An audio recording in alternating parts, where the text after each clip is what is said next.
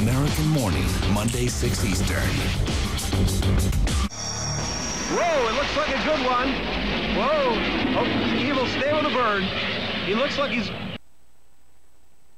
Looks like... The ship's going down. It's going down. As the vehicle is going down, the wind is blowing me back into the canyon wall. Now, I'm fighting, trying to get out of it. People didn't realize it, but I was trying to cut myself free. I was tied in that thing. If that would have gone in the river, I would have absolutely drowned. I was a dead man. I waited 7 years and then had an engineering mistake made, a malfunction. The parachute blew out on takeoff because of an electrical malfunction. How I ever made it, how I ever lived is just a miracle. In every adversity. Evel Knievel discussing the jump that failed. The jumpsuit, the motorcycle, those absurdly dangerous jumps like that disastrous one over the Snake River Canyon. Well, that was Evel Knievel. He was a superstar among daredevils and an icon of the 70s. Evel Knievel died today at 69. For years, he defied death with thrill-seeking stunts involving sharks and cars, a rocket, you name it. Knievel was certainly one of a kind, and he would be the first to say so. In a moment, we're going to talk to Larry King, who knew him well. But first, Randy Kay looks back at his life.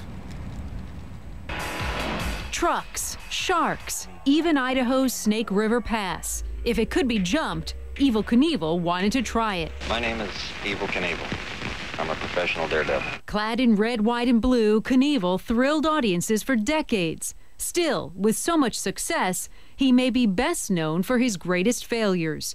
The 1974 attempt to jump Idaho's Snake River Canyon on a rocket-powered cycle, and an unforgettable crash in Las Vegas while trying to jump the fountains at Caesar's Palace. Knievel always walked away, but more often than he'd liked, with a pretty good limp.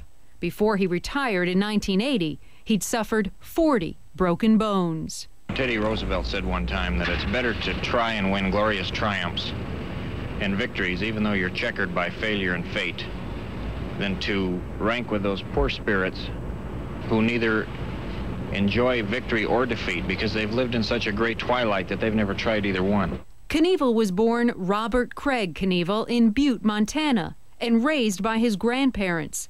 He traced his career back to the first Daredevil show he ever saw when he was just 8.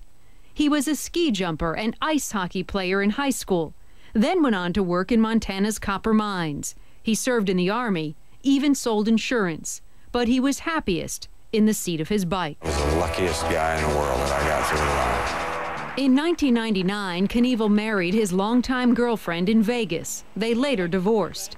It was his granddaughter who confirmed his death. His health had been deteriorating for years. He suffered from diabetes and pulmonary fibrosis. The Associated Press quotes longtime friend and promoter Billy Rundell, who said Knievel had trouble breathing at his Florida home and died before an ambulance could get him to the hospital. Rundell told the AP, "You just don't expect it. Superman just doesn't die, right?" Knievel's death comes just 2 days after he settled a federal lawsuit with rapper Kanye West over the use of his trademark image in a popular music video. Evel Knievel was 69. Randy Kay, CNN, New York.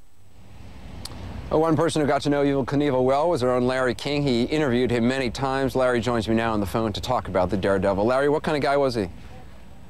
He was a heck of a guy. What you saw in that piece, and it was an excellent piece, was just what he was. He defied the logic often. He loved challengers. He appreciated facing death. As his sister Loretta said to me today when she called to tell me that he died, Evel Knievel is not supposed to die in an ambulance on the way to a hospital or dead in a house. He's supposed to crash somewhere. That's what he wanted. I think he didn't want to go out this way. He was an easy guy to like. You'd have liked him, Anderson. A very affable, easy guy to like. His son took after him, too. His son did a lot of jumping in Daredevils. He was. Robbie you Knievel. look up Daredevil in dictionary, get his picture. I remember as a kid, I mean, looking up to Evel Knievel, watching all those jumps, wanting to have a motorcycle was one thing I was never allowed to have as a kid. The only rule I had was I couldn't have a bike. But, I mean, back in the day, Evel Knievel was a household name.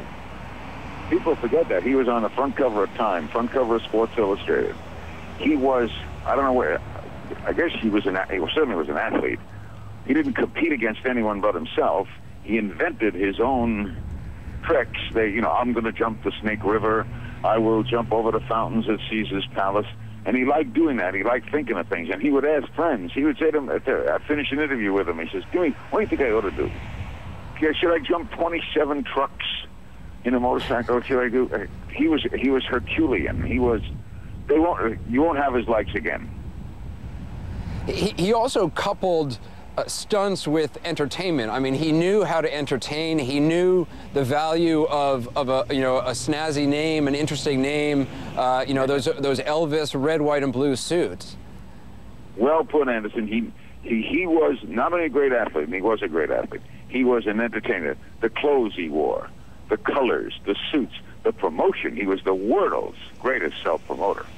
He got himself into that Caesar's Palace thing by calling up the head of Caesar's Palace using false names to ask them if they'd heard about this guy, Evel Knievel, who was going to jump at Caesar's Palace. And he wound up being invited to jump. And, of course, they paid him pretty good money to do that jump, and they got worldwide attention. He was a promoter, an entertainer, and an athlete, and he defied that. And 69 is too young for him to die. I don't know how many bones he broke. You just did it in the piece. Yeah, I think it was 40 bones. Yeah, I think it was 40 bones overall, but probably hundreds of bruises and gashes and goodness knows what else. It's hard to think of him as gone, but man, those jumps live on, and that name will live on for an awfully long time. Larry, appreciate you coming on to talk. Thanks. My pleasure. Thanks. Take care. More news when we come back. Some of it causing a global outcry.